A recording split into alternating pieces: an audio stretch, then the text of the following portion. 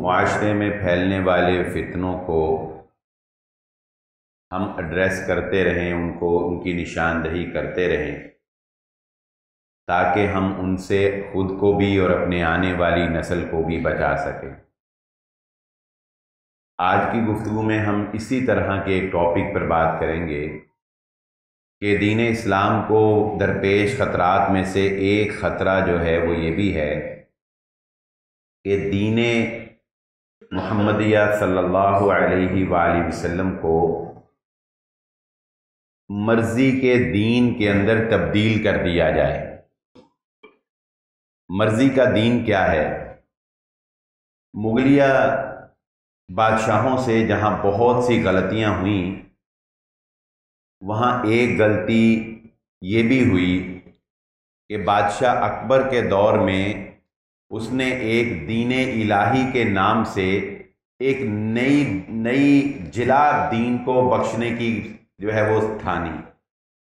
اس نے کوشش کی کہ دین جو ہے وہ پرانا ہو گیا ہے اور دین کے اندر جدت پیدا کی جائے، دین کے اندر کچھ ایسی ترامیم کی جائیں کہ جن سے دین جو ہے وہ موجودہ معاشرے کے تقاضوں کو پورا کرے، جبکہ ایسی کسی بھی اصطلاح کے پیچھے بنیادی طور پر اس بادشاہ کی یا اس انسان کی یا اس کمیونٹی کی یا اس شیطان کی اپنی ذاتی خواہشات کو پورا کرنا مقصد ہوتا ہے۔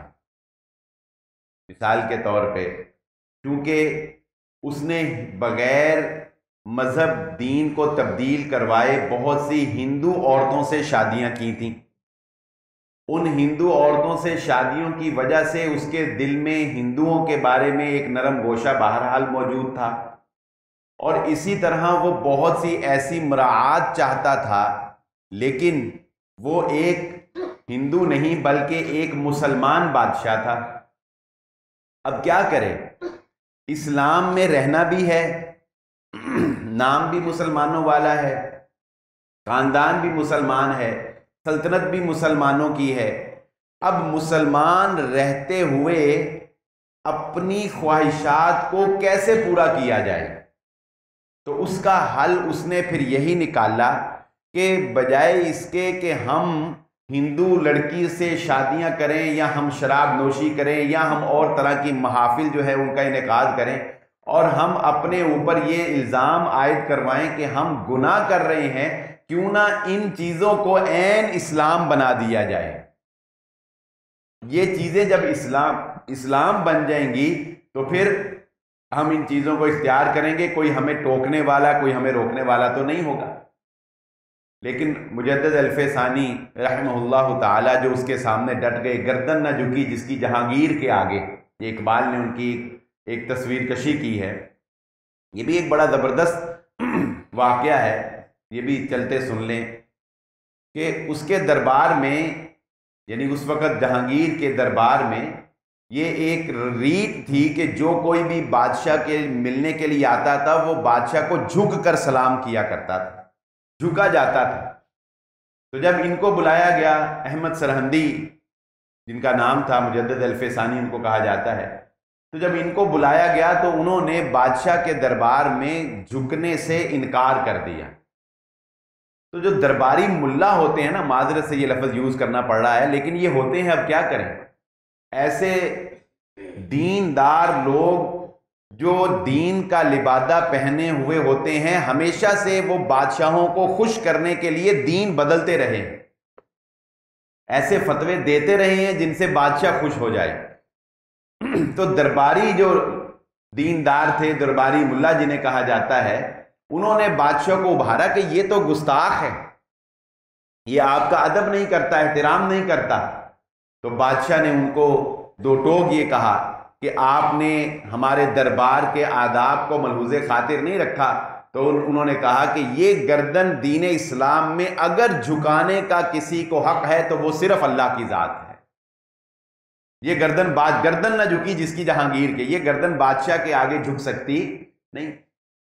بالآخر اس نے پہلے غصے میں آ کے ان کو قتل کرنے کا حکم جاری کیا، پھر کچھ جب غصہ ٹھنڈا ہوا تو پھر اس نے جو ہے وہ ان کو قتل کا جو فیصلہ تھا وہ واپس لیا اور ان کو کئی سال جو ہے وہ قید میں ڈال دیا گیا۔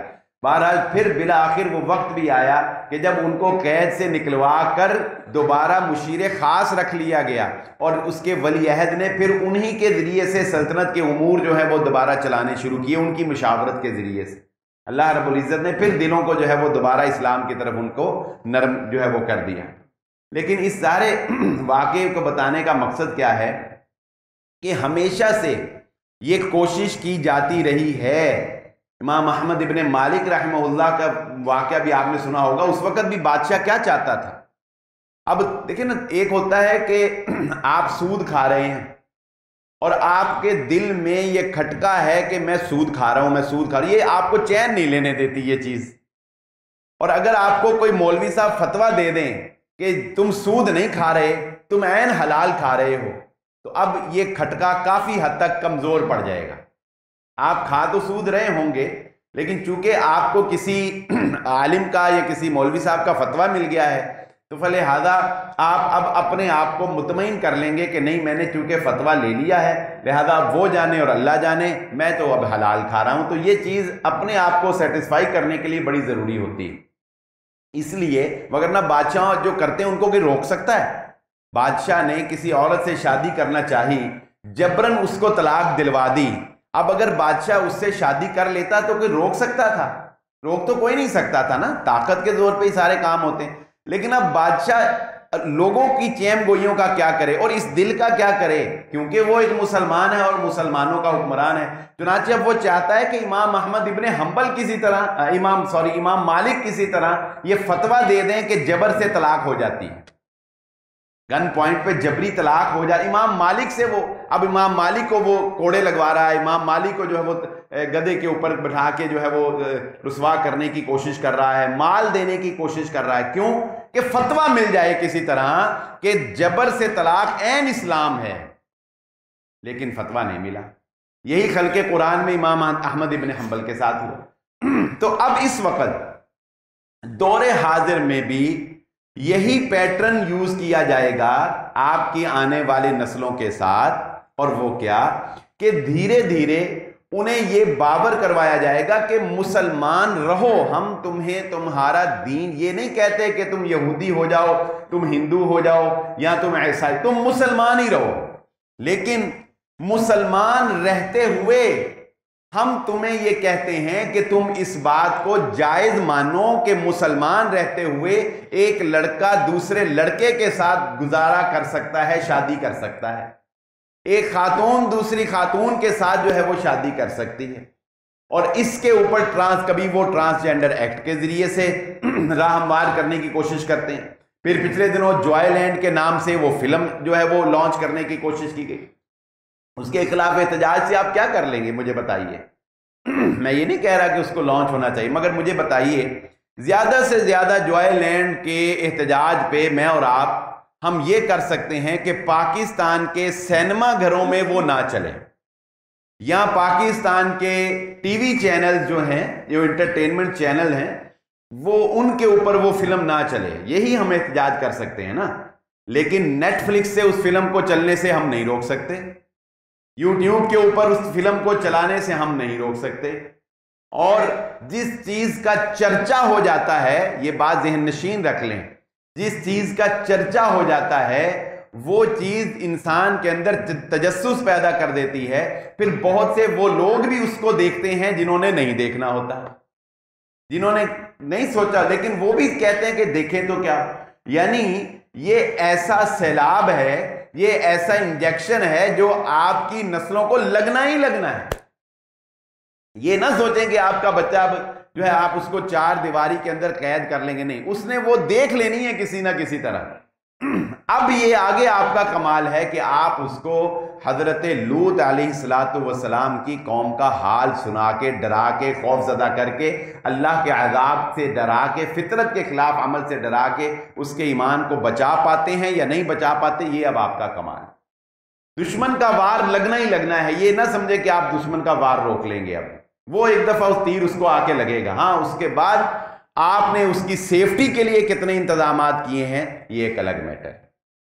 دیکھیے اگر اللہ رب العزت نے دائیں ہاتھ سے لکھنے کی، فطرت کے خلاف کی ایک میں مثال دینے لگا ہوں، اگر اللہ رب العزت نے رائٹ ہینڈ سے، ہمیں بعض لیفٹ ہینڈر ہوتے ہیں، بعض رائٹ ہینڈر ہوتے ہیں، میں رائٹ ہینڈر، میں جب اپنا نام دائیں ہاتھ سے لکھتا ہوں تو بڑا اچھا لکھا جاتا ہے، خوبصورت لکھا جاتا ہے، مجھے دیکھ کے اچھا بھی لگتا ہے۔ اگر میں اپنا نام اپنے بائیں ہاتھ سے لکھنے کی کوشش کروں تو پہلے تو وہ لکھ ہی نہیں پاؤں گا، پھر بہت پریکٹس کر کے ٹیڑھا میڑھا لکھا جائے گا، مجھے وہ پسند ہی نہیں آئے گا۔ کیا مطلب؟ فطرت کے خلاف جب بھی میں چلوں گا وہ کام کبھی بھی اچھے طریقے سے نہیں ہو سکتا نا، فطرت کے خلاف۔ مجھے فطرت نے یہ رائٹ ہینڈ سے لکھنا بتایا ہے، میں رائٹ ہینڈر ہوں، مجھے فطرت نے یہ چیز دی ہے، جو لیفٹ ہینڈر ہوگا وہ لیفٹ ہینڈ سے لکھے گا۔ جب آپ فطرت کے خلاف، قانون کے خلاف چلنے کی کوشش کریں گے، کبھی اس میں خیر، کبھی اس میں جو ہے بلائی ہو ہی نہیں سکتی۔ تو جب آپ اپنی خواہش کو فطرت سے ہٹ کر غیر فطری طریقے سے پورا کرنے کی کوشش کریں گے تو آپ کو بیماریاں بھی لگیں گی، تو آپ کے اوپر عذاب بھی آئیں گے، زلزلے بھی آئیں گے، پتھر بھی برسیں گے، وہ تو اللہ کی طرف سے ہوگا، اور اس کے تمام تر ذمہ دار جو ہیں وہ آپ خود ہوں گے۔ میں ایک واقعہ سناتا ہوں آپ کو۔ حضرت محمد رسول اللہ صلی اللہ علیہ وسلم نے، آپ کو مشہور واقعہ ہے کہ طائف کا نبی صلی اللہ علیہ وسلم نے سفر کیا۔ طائف کے لوگ نا بڑے ذرا جنگجو قسم کے لوگ تھے، قبیلہ ثقیف وہاں پہ آباد تھا، اور اس قبیلے کے لوگ جو ہے نا یہ بڑے جنگجو تھے، بڑے نڈر قسم کے، بڑے لڑاکا ٹائپ۔ تو جو اس طرح کا لڑاکا ٹائپ بندہ ہوتا ہے نا، وہ جلدی مولڈ نہیں ہوتا، وہ جلدی پسیجتا نہیں ہے، جلدی وہ نرم نہیں پڑتا۔ چنانچہ رسول اللہ صلی اللہ علیہ وآلہ وسلم کی جو ناقدری طائف کے مقام پر انہوں نے کی، وہ نبی صلی اللہ علیہ وسلم کی زندگی کا سب سے تکلیف دہ واقعہ تھا۔ فتح مکہ ہو گیا، لوگ جوک در جوک جو ہے وہ اب اسلام کے اندر داخل ہونے لگے۔ فتح مکہ کے فوری بعد تقریباً 70 کے قریب قبائل تھے جنہوں نے رسول اللہ صلی اللہ علیہ وسلم پہ مدینہ میں آ کے آپ کے ہاتھ پہ اسلام قبول کیا، لیکن یہ جو طائف والے تھے نا، یہ ابھی تک اسلام کے خلاف ڈٹے ہوئے تھے اور اسلام کے خلاف سازشیں کر رہے تھے۔ چنانچہ ان کے اور مسلمانوں کے درمیان پھر ایک مارکا ہوتا ہے۔ یہ لوگ اپنے قبیلے سے، طائف سے نکلتے ہیں اور حنین کے مقام کے اوپر آ کے مختلف جگہوں پر تیر انداز جو ہیں وہ چھپا دیتے ہیں۔ رسول اللہ صلی اللہ علیہ وآلہ وسلم جب اپنے ساتھیوں کے ساتھ، غزوہ حنین اسی لیے اس کو کہا جاتا ہے، جب نبی صلی اللہ علیہ وسلم اپنے ساتھیوں کے ساتھ نکلتے ہیں تو ایک دم تیروں کی بچھاڑ جو ہے وہ مسلمانوں کے اوپر کر دی جاتی ہے۔ مسلمانوں کو بھی اپنی کثرت کے اوپر تھوڑا سا مان آیا تھا کہ اب ہم زیادہ ہیں، تو اللہ رب العزت نے ذرا ان کو بھی دکھایا کہ فتح جو ہے وہ کثرت سے نہیں ملتی، فتح تو اللہ رب العزت کی مدد سے ملتی۔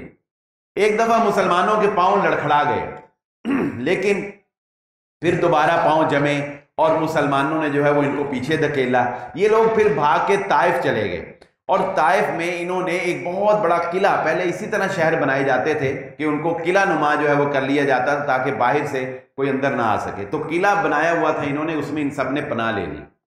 رسول اللہ صلی اللہ علیہ وآلہ وسلم نے 20 دن تک ان کا محاصرہ جاری رکھا، لیکن یہ قلعہ جو ہے یہ فتح نہیں ہو سکا۔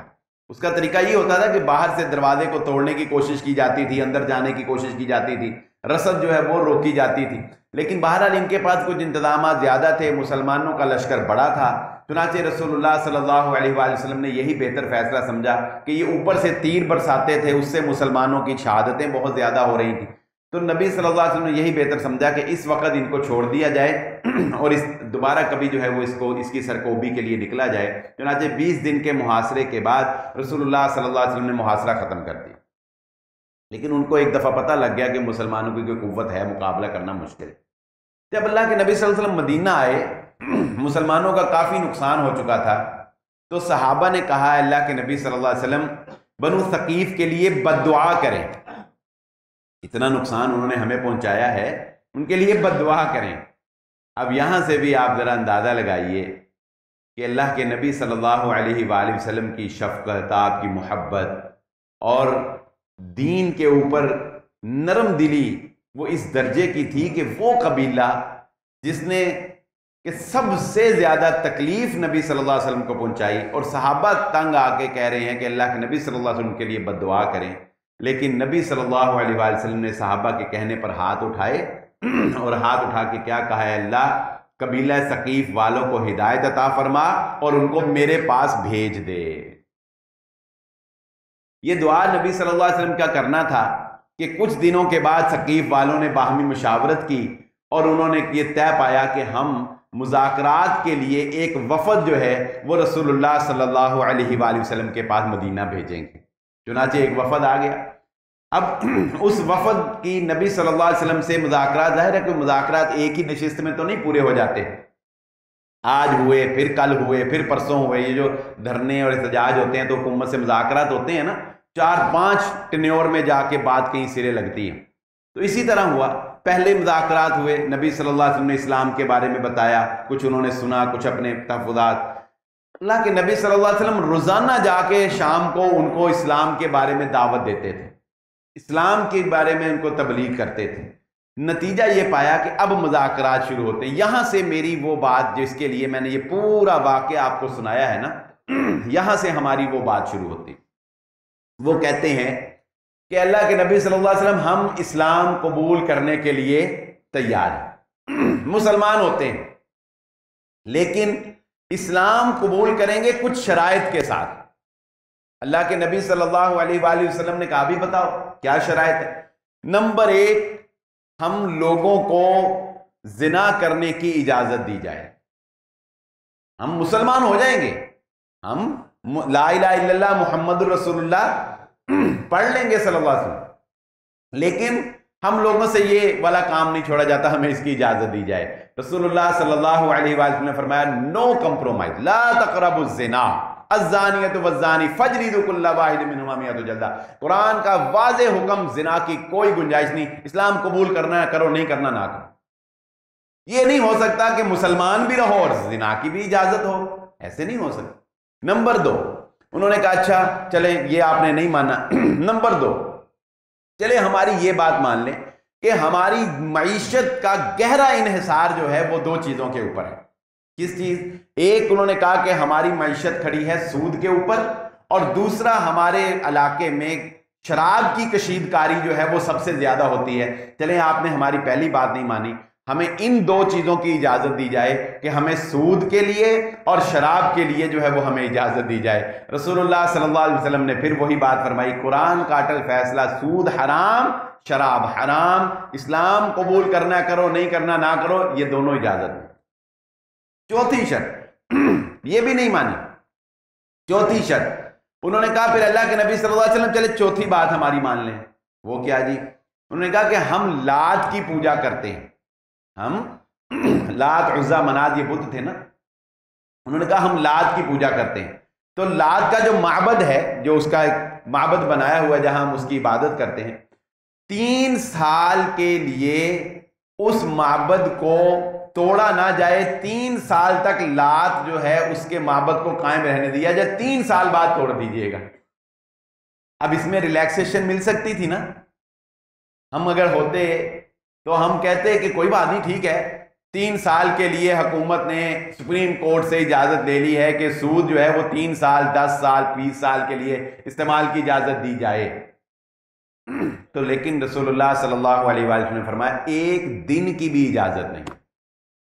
تم اسلام قبول کرو گے، ادھر سے اسلام قبول کرو گے، تمہارا قبیلہ مسلمان ہوگا، ادھر سے لات توڑا جائے گا، ہم تو آئے ہی دنیا میں بتوں کو توڑنے کے لیے۔ پھر انہوں نے آخری بات جب کوئی نہیں بنی تو انہوں نے کہا کہ اچھا پھر ایک کام کریں، ہم نے چونکہ اس کی عبادت کی ہے، ہم اس کو اپنے ہاتھ سے نہیں توڑیں گے، آپ اپنے بندے بھیج کے توڑوا دیجئے گا۔ اللہ کے نبی صلی اللہ علیہ وسلم ٹھیک ہے، حضرت خالد بن ولید رضی اللہ تعالیٰ عنہ کی معیت میں 2-3 صحابہ کو بھیجا، انہوں نے جا کے وہ لات جو ہے وہ اس کا بت جو ہے توڑ دیا۔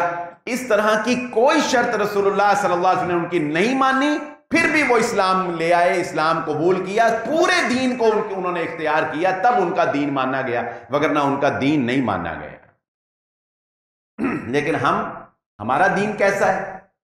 ہم کہتے ہیں ہم مسلمان بھی رہیں اور ہم سود بھی کھائیں، کوئی بات نہیں۔ ہم کہتے ہیں ہم مسلمان بھی رہیں اور ہم جنس پرستی کو ہم فروغ بھی دیں، کوئی بات نہیں۔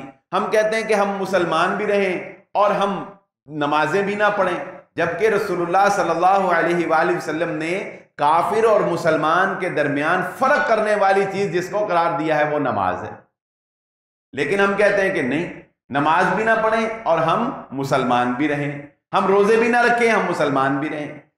ایسا دین، اللہ ہی بہتر ہمارے حالوں پہ رحم کرے، ایسا دین محمد الرسول اللہ صلی اللہ علیہ وآلہ وسلم نے قبیلہ ثقیف والوں کا قبول نہیں کیا، بلکہ یہ تو ستم ظریفی ہے ہماری۔ اس پہلو پہ بھی ذرا غور کرنا چاہیے مسلمانوں کو کہ چلے دین کے اندر نہ ماننا یا بدعملی کرنا یہ تو ایک پہلو ہے ہمارے اندر، لیکن اب تو افسوس یہ ہے کہ ہم مسلمان ہونے کے ساتھ ساتھ اپنے ہی دین کا مذاق بھی اڑانے لگ گئے، اپنے دین کا۔ ہم مسلمان ہیں لیکن آپ کو سوشل میڈیا کے اوپر ایسے ویڈیو کلپ ملیں گے کہ جن میں نماز پڑھتے ہوئے لوگوں کا مذاق بنایا جا رہا ہے، نماز ایسے انداز میں پڑھی جا رہی ہے کہ گویا کوئی اس کے اوپر سے گزر گیا، کوئی پیچھے سے جوتا مار کے بھاگ گیا، کوئی پیچھے سے جوتا اٹھا کے بھاگ گیا، کوئی ڈانس کرتا ہوا نماز پڑھ رہا ہے۔ پھر دین کے مذاق میں جنت کو اور جہنم کو اور حوروں کو شامل کر کے دین کا مذاق بنا کے ٹک ٹاک، یوٹیوب کے اوپر ویڈیوز بنانا، قبر کے فرشتوں کے بارے میں عجیب و غریب سوالات اور عجیب و غریب بےہودگی جو ہے وہ لوگوں تک پہنچانا، یہ ہمارے مسلم معاشرے کے اندر ہو رہا ہے کہ ایک تو ہم دین پر عمل نہیں کرتے، اوپر سے ہم خود دین کا مذاق بنانے والے ہیں، اور کہنے کو یہ ہے کہ ہم بڑے پکے مسلمان ہیں۔ رسول اللہ صلی اللہ علیہ وآلہ وسلم نے دین اسلام قبول ضرور کیا ہے، مگر کسی غلط چیز کو رسول اللہ صلی اللہ علیہ وآلہ وسلم نے قبول نہیں کیا ہے۔ ایک اور واقعہ سناتا ہوں، یہ واقعہ بھی بڑا نصیحت آمود ہے۔ حضرت مغیرہ بن شعبہ رضی اللہ تعالیٰ عنہ، یہ بھی ایک جلیل القدر صحابی ہیں، یہ کس طرح ایمان لاتے ہیں، اور اس واقعے کے محل شاہد سے آپ کو پتہ چلے گا کہ رسول اللہ صلی اللہ علیہ وآلہ وسلم نے خیر کو قبول کیا ہے، مگر اس خیر کے ساتھ شر کو قبول نہیں کیا۔ یہی نہیں کہا کہ چلو تھوڑا سا فائدہ ہو رہا ہے یا بہت زیادہ فائدہ ہو رہا ہے، اس کے ساتھ تھوڑا سا نقصان بھی آنے دو، خیر ہے، مال بھی آ رہا ہے، خیر ہے، ایسا نہیں کیا جو ہم کرتے ہیں۔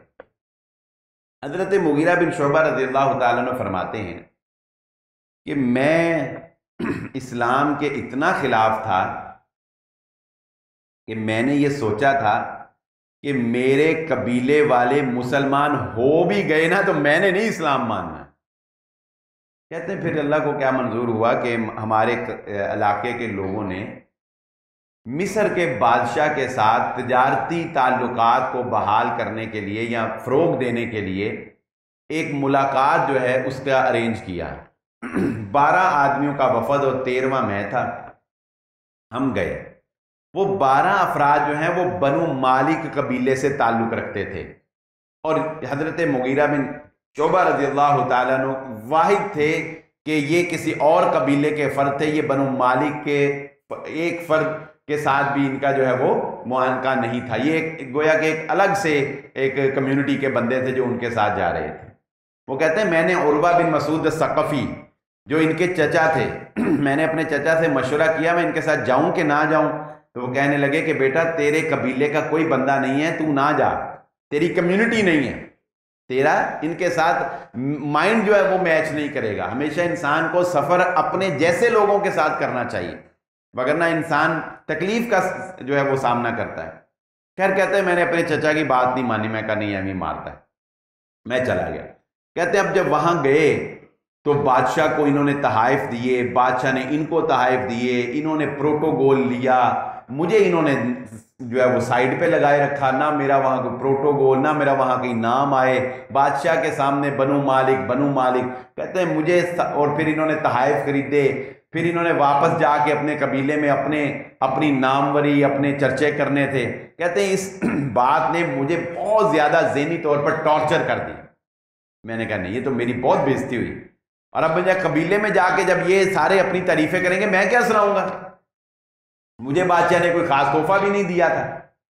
چنانچہ حضرت مغیرہ بن شعبہ رضی اللہ تعالیٰ عنہ فرماتے ہیں کہ میں نے راستے میں ہی یہ پلان کر لیا کہ ان سب کا کام تمام، ان سب کی چھٹی، ان کو قبیلے تک پہنچنے ہی نہیں دینا۔ چنانچہ کہتے ہیں کہ راستے میں ایک جگہ پڑاؤ کیا، شراب پینے لگے۔ میں نے کہا میری طبیعت ٹھیک نہیں ہے، میں نے شراب نہیں پینی، تمہیں میں پلاتا ہوں۔ ایک ساقی بھی تو ہونا چاہیے نا محفل جام کے لیے، تو کہتے ہیں کہ میں ساقی بن گیا۔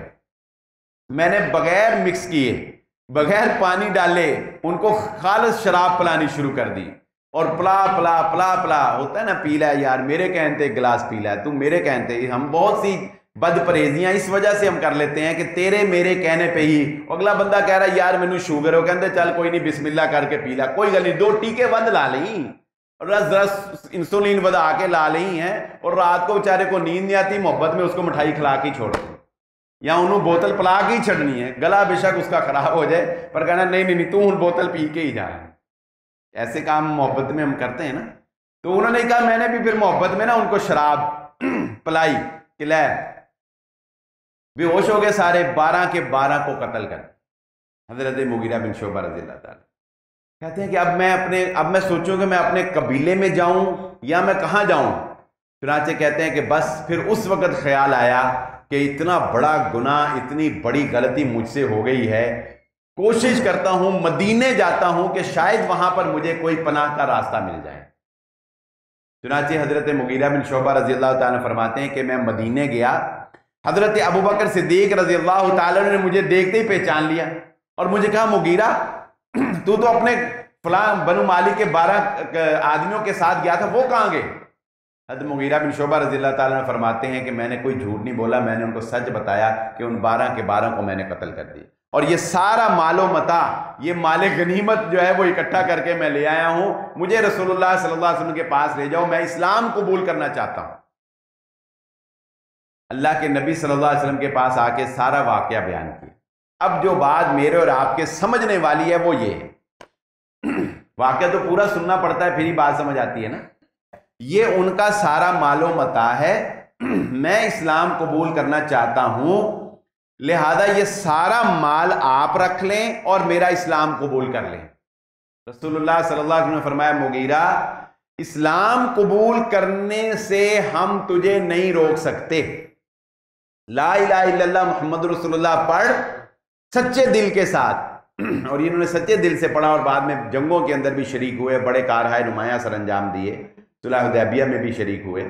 تو کہتے ہیں کہ نبی صلی اللہ علیہ وسلم نے فرمایا کہ اسلام قبول کر کے مسلمان ہو جا، اور اسلام کا یہ خاصہ ہے کہ اسلام سے پہلے جاہلیت میں انسان نے جو گناہ کیے ہوں اللہ کے ہاں وہ معاف ہو جاتے ہیں، لیکن نہ تو ہم تیرا یہ مال لے سکتے ہیں کیونکہ تو نے ناجائز طریقے سے اس مال کو کمایا ہے، اور نہ ہی وہ 12 آدمیوں کا خون ہم تجھے کہیں کہ تو دندناتا پھر ہم تیرا جو ہے وہ تحفظ دیں گے تجھے، نہیں، اس خون کا بھی ازالہ تجھے کرنا پڑے گا، اور یہ مال و متاع جو ہے یہ بھی ہم رکھنے کے لیے تیار نہیں، ہم صرف تیرا دین قبول کر لیتے ہیں، ہمیں صرف تیرا اسلام قبول ہے، جو صحیح بات ہے وہ قبول ہے، جو تیرے اندر عیب ہے، جو تو نے غلطی کی ہے دولت کی خاطر، مال کی خاطر، حوث کی خاطر، ہم اس کو قبول نہیں کرتے، اور انسانیت کا جو تو نے ظلم کیا ہے انسانیت کے اوپر، اس کا مداوع تو نے ہی کرنا ہے، وہ تجھے ہی کرنا پڑنا ہے، اس کے لیے بھی ہم تجھے یہ تحفظ فراہم نہیں کرتے کہ آجا اب تو ہمارے شیلٹر میں 12 آدمیوں کا خون جو ہے وہ کوئی بات نہیں۔ چنانچہ کیا ہوا، ان 12 آدمیوں کے قتل کے بعد ان کے قبیلے کے اوپر بنی مالک والوں نے حملہ کر دیا، پھر یہی عروہ بن مسعود الثقفی جنہوں نے صلح حدیبیہ میں نبی صلی اللہ علیہ وآلہ وسلم سے مذاکرات بھی کیے تھے، انہوں نے پھر حضرت مغیرہ بن شعبہ رضی اللہ تعالیٰ عنہ کے 12 آدمیوں کی دیت اپنے ذمے لے کر ان کے ساتھ صلح کروائی ہے۔ یہ ہے ادخلوا فی السلم کافہ، کہ اللہ رب العزت قرآن مجید میں ہم سے یہ مطالبہ کرتا ہے کہ دیکھو تمہیں پورے کے پورے اسلام میں داخل ہونا ہے، ہم تمہیں پورا مسلمان دیکھنا چاہتے ہیں، ہم یہ نہیں مانتے کہ جو قوم یہود نے کیا تھا، افتؤمنون ببعض الکتاب وتکفرون ببعض فما جزاء من یفعل ذلک منکم خزی۔ اللہ رب العزت نے قوم یہود کے بارے میں فرمایا افتؤمنون ببعض الکتاب، تمہاری عادت یہ ہے کہ تم اپنی مرضی کی کتاب مانتے ہو اور اپنی مرضی کی نہیں مانتے. تمہارا جو دل چاہتا ہے نبی کی بات مان لیتے ہو, جو دل نہیں چاہتا اس کی تعویل کر لیتے ہو, اس کے اندر کوئی رکھنا پیدا کر دیتے ہو, اس کے اندر ڈنڈی مارنا شروع کر دیتے ہو. وہ کہتے ہو ایسے نہیں ہے ویسے ہے, آئیں بائیں شائیں اوپر نیچے توڑ مڑوڑ کے اس کا حلیہ بگاڑ دیتے ہو. اللہ رب العزت فرماتے ہیں فما جزاء من یفعل ذلک منکم, تم میں سے جو یہ حرکت کرے اس کی جزا, اس کا بدلہ ہمارے پاس یہ ہے, خزی فی الحیات الدنیا, دنیا کی زندگی میں رسوائی اور ذلت. دنیا کی زندگی میں مرضی کا دین ماننے والوں کو ہم رسوا کر دیں گے اور ذلیل و خوار کر دیں گے, اور آخرت میں ان کے لیے سخت ترین عذاب ہے جو ہم نے ان کے لیے تیار کر رکھا. ہمیں اپنی زندگی کے معاملات کے اوپر غور و فکر کرنا چاہیے. ہمارے طبقات ہیں, ہم میں سے کچھ لوگ ہیں وہ کہتے ہیں ہم جی بڑے پکے مذہبی, کچھ لوگ ہیں وہ کہتے ہیں یار ہم اتنے دیندار نہیں ہیں, ہم اتنے بھی دیندار نہیں ہیں, تھوڑے تھوڑے دیندار ہیں, مطلب نماز پڑھ لیتے ہیں, وہ تھوڑی بہت خیال رکھتے ہیں, لیکن اتنے بھی پکے دیندار نہیں ہیں. جس طرح وہ مزاحیہ بات بنی ہوئی ہے نا کہ کسی آدمی نے روزہ نہیں رکھنا تھا نا, تو سحری ٹائم اٹھ گیا, وہ سحری ٹائم اٹھ کے جب وہ کھانا کھانے لگا تو اس کو اس کے والد نے پوچھا کہ تم تے روزہ نہیں رکھنا سی تے سحری کیوں کھان دیں؟ وہ کہتا ہن میں ایڈا بھی کافر نہیں کہ روزہ نہیں رکھنا تے سحری بھی نہ کھاواں. سحری تے کھاتے ہو, ایڈا بھی کافر نہیں ہو گئے کہ سحری بھی نہ کھائیے. تو بات یہ ہے کہ روزہ رکھنا نہیں تو پھر سحری کیوں کھاتے؟ ہم کہتے ہیں سحری کھانی ہے, روزہ نہیں رکھنا. تو ہم لوگ یہ کہتے ہیں کہ پھر بعض لوگ ہوتے ہیں وہ کہتے ہیں کہ یار نہیں ہم ذرا لبرل ہیں. اب لبرل کیا ہیں؟ آپ کا کیا خیال ہے جو اپنے آپ کو لبرلز کہتے ہیں وہ مسلمان نہیں ہیں؟ لبرلز ایک اصطلاح ہے, بڑی مشہور اصطلاح ہے لبرلز کی. یہ کون لوگ ہیں لبرلز؟ یہ یہی لوگ ہیں جو کہتے ہیں کہ ہم مسلمان تو ہیں لیکن بھائی کوئی بات نہیں, ہمیں اتنا سخت مسلمان نہیں ہونا چاہیے, ہمیں اتنا پکا مسلمان نہیں ہونا چاہیے کہ ہماری ہر بات میں الحمدللہ ماشاءاللہ, الحمدللہ ماشاءاللہ, جزاک اللہ, یہ مولویوں والی باتیں ہماری ہونی چاہیے. نماز کے ہم بڑے کٹر پکے ہو جائیں اور ہم مغربی تہذیب کو جو ہے وہ نہ اپنائیں, ہم جو ہے وہ گرل فرینڈ بنانے کو گناہ سمجھیں, لڑکے اور لڑکیوں کی دوستی کو جو ہے وہ ہم گناہ سمجھیں, اور یہ ٹرانسجینڈر ایکٹ جیسے ایکٹ ہم پاس نہ کرنے دیں, اور یہ عورت مارچ جیسے جو فنکشنز ہیں یہ ہم نہ کرنے دیں, یا کو ایجوکیشن کو ہم برا سمجھیں, یا عورتوں کی آزادی کے نام کے اوپر ہم انہیں نیم برہنہ کر کے جو ہے وہ باہر نہ لائیں. ہم اتنے پکے مسلم نہیں ہیں, ہم مسلم ضرور ہیں لیکن لبرل ہیں, تھوڑے نرم ہیں, تھوڑے نرم مسلمان ہیں. اور نرم مسلمان کا مطلب اپنی مرضی کر لو, اپنی مرضی سے دین بنا لو. تو مرضی کا دین جو ہے یہ اللہ رب العزت کے ہاں قابل قبول نہیں. دین وہ ہے جو محمد الرسول اللہ صلی اللہ علیہ وآلہ وسلم نے پہنچایا اور صحابہ کرام نے مکمل طور پر اس کو اپنا لیا. اور ایک آخری بات سمجھ لیجئے, یہ بات پلے باندھ لیجئے, زندگی میں انشاءاللہ کام آئے گی. رسول اللہ صلی اللہ علیہ وسلم نے فرمایا خیر القرون قرنی ثم الذین یلونہم ثم الذین یلونہم. یہ 3 اور بعض روایات میں 4 ادوار بنتے ہیں. سب سے بہترین زمانہ یعنی وقت رسول اللہ صلی اللہ علیہ وآلہ وسلم کا وقت تھا. نمبر 2 سب سے اس کے بعد جو بہترین وقت تھا یعنی دینی اعتبار سے وہ تھا صحابہ اکرام کا وقت. نمبر 3 جس کو نبی صلی اللہ علیہ وسلم نے خیر القرن قرار دیا, بہترین. نمبر 3 وہ لوگ جنہوں نے صحابہ کو دیکھا وہ تابعین بن گئے, وہ تابعین بن گئے, ان کا زمانہ بہترین. پھر اتباع التابعین, یہ وہ چوتھے نمبر پہ یہ وہ لوگ ہیں جنہوں نے تابعی کو دیکھا. یہ 4 ادوار بنتے ہیں.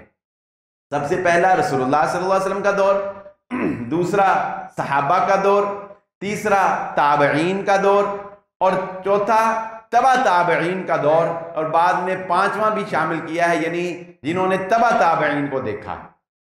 یہ اصولی بات ذہن نشین رکھ لیں کہ جو دین ان لوگوں نے اپنایا ہے نا وہ اصل دین ہے, وہ صحیح دین ہے. کیوں؟ اس لیے کہ رسول اللہ نے فرمایا یہ لوگ وہ ہیں جنہوں نے بہترین وقت گزارنا ہے، بہترین زمانہ ہے۔